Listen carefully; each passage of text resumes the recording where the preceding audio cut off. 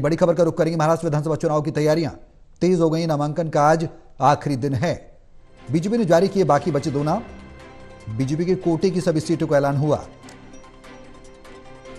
महाराष्ट्र विधानसभा की जो चुनाव है उसको लेकर सरगर्मियां तेज है, लेकिन सियासत कहीं ना कहीं महाराष्ट्र की अगर बात की जाए तो अनूठी ही रही है। पहले एनसीपी का दबदबा देखने को मिलता रहा, अब उसमें भी 2 धड़े हो गए। अजित पवार गुट, शरद गुट, महाविकास आघाड़ी भी से भी कहीं ना कहीं मुख्यमंत्री रहे। उसके बाद परिवर्तन हुआ, सत्ता परिवर्तन हुआ। बीजेपी की अगर बात की जाए तो बीजेपी कभी भी महाराष्ट्र में कहा जाता रहा है कि फुल फ्लेज नहीं रही है, लेकिन इस बार बीजेपी कोटे से सभी सीटों का ऐलान हुआ है। विधानसभा चुनाव को लेकर बीजेपी की क्या कुछ तैयारियां हैं, किस तरीके का सियासी समीकरण बन रहा है, हमारे सहयोगी ललित कांडपाल हमारे साथ हैं।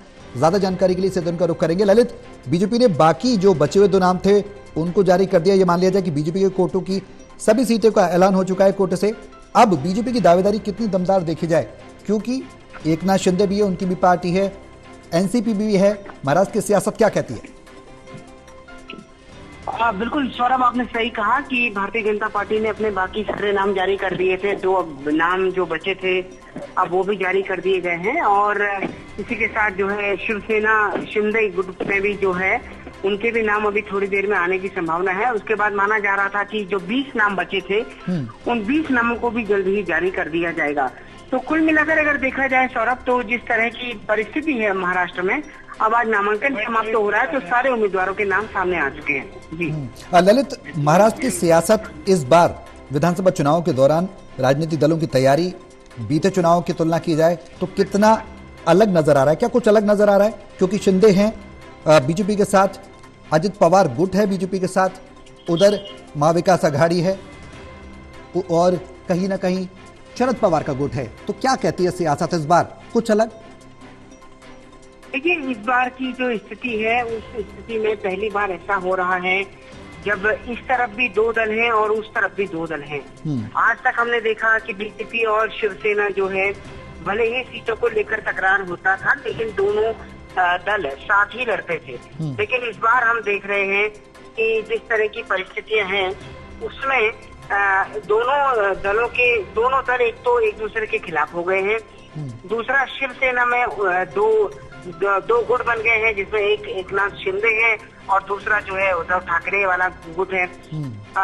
तीसरी बात यह है कि एनसीपी भी टूट गई है। एनसीपी के एक धड़ा पवार के साथ है और बाकी दूसरा धड़ा जो है वो शरद पवार के साथ है। तो इस बार महाराष्ट्र की सियासत में पहली बार ऐसा हो रहा है कि जब दोनों तरफ जो है 2-3 दल हैं और तीनों जो है एक दूसरे के खिलाफ जो है चुनाव मैदान में है। बिल्कुल। बीजेपी की दावेदारी कितनी दमदार मानी जाए, कितना ज्यादा समर्थन मिलता नजर आएगा महाराष्ट्र में विधानसभा चुनाव के दरमियान बीजेपी को, क्योंकि हरियाणा में जिस तरीके से रिजल्ट रहे बीजेपी के पक्ष में रहे हैं, उसका फायदा मिलेगा क्या महाराष्ट्र में? देखिए, अगर बीजेपी की स्थिति देखी जाए तो बीजेपी के लिए कोई बहुत ज्यादा परेशान करने वाली स्थिति नहीं है। बीजेपी कल जहां थी आज भी वही है। जिन दलों में बड़ी टूट हुई है उनमें शिवसेना और एनसीपी शामिल हैं। तो यानी कि अगर ये दोनों दल जो हैं, अगर इन दोनों जो भी नुकसान फायदा होना है वो इन 2 दलों को ही होगा। और इसके अतिरिक्त जो है एक बात ये भी कही जा सकती है कि शिवसेना के कुछ लोग जो कि उद्धव ठाकरे में हैं और जो महागठबंधन के साथ लड़ रहे हैं इस पूरे उसमें, तो वो लोग जो है नुकसान पहुंचा सकते हैं। वो लोग कुछ नुकसान पहुंचा सकते हैं भारतीय जनता पार्टी को। अन्यथा भारतीय जनता पार्टी के लिए कोई बहुत ज्यादा परेशान करने वाली स्थिति नहीं है। सबसे बड़ी चुनौती भारतीय जनता पार्टी के सामने यह है कि वो 5 साल के कामकाज के बाद चुनाव मैदान में आ रही है, तो उसके सामने एक सरकार के खिलाफ जो एंटी इनकम्बेंसी होती है वो एक एंटी इनकम्बेंसी है। बाकी कोई बहुत बड़ी परेशानी मुझे नजर नहीं आ रही है।